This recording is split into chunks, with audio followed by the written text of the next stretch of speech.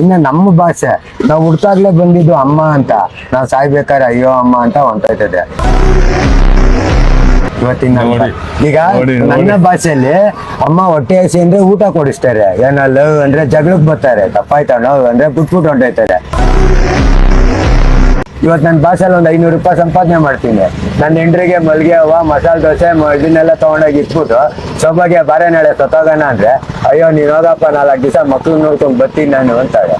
ಈ ಸಂಪಾದನೆ ಮಾಡಿದ್ರು ಅವ್ರು ಬರಲ್ಲ. ಆದ್ರೆ ನನ್ನ ಭಾಷೆ ಹಂಗಲ್ಲ, ನಡಿಯಪ್ಪ ನೀನಿಲ್ಲ ಅಂದ್ಮೇಲೆ ನನ್ಗೆ ಏನ್ ಕೆಲ್ಸ, ನಡಿ ನೀನ್ ಜೊತೆನೆ ಬರ್ತೀನಿ ಅಂತ. ಇನ್ನ ನಮ್ಮಮ್ಮ 9 ತಿಂಗಳು ಹೊಟ್ಟೆ ಒಳಗೆ ಎತ್ಕೊಂಡಿರ್ತಾಳೆ.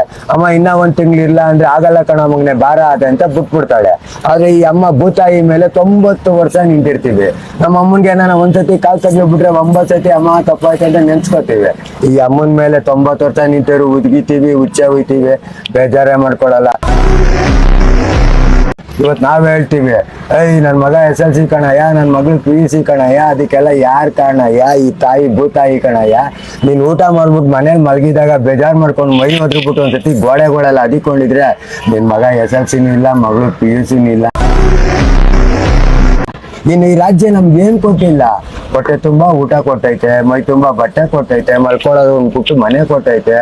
ಇದು ಸಾಲದು ಅನ್ನೋದಕ್ಕೆ ಅಪ್ಪ ಅಮ್ಮ ಅಣ್ಣ ತಮ್ಮ ಅಕ್ಕ ತಂಗಿ ಹೆಂಡತಿ ಮಕ್ಕಳು ಅನ್ನೋ ಒಂದು ಗೌರವನು ಕೊಟ್ಟೈತೆ.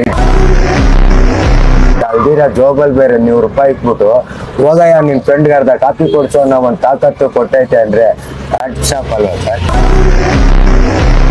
ನಾ ಕಂಡಂಗೆ ನೀನ್ ಯಾವ ರಾಜ್ಯದಲ್ಲಿ ಇರ್ತೀಯ ಆ ರಾಜ್ಯಕ್ಕೆ ಕೃತಜ್ಞತೆ ಸಲ್ಲಿಸು. ನೀನ್ ಆಡೋ ಭಾಷೆನ ಮೊದಲನೇ ಪ್ರೀತಿಸು.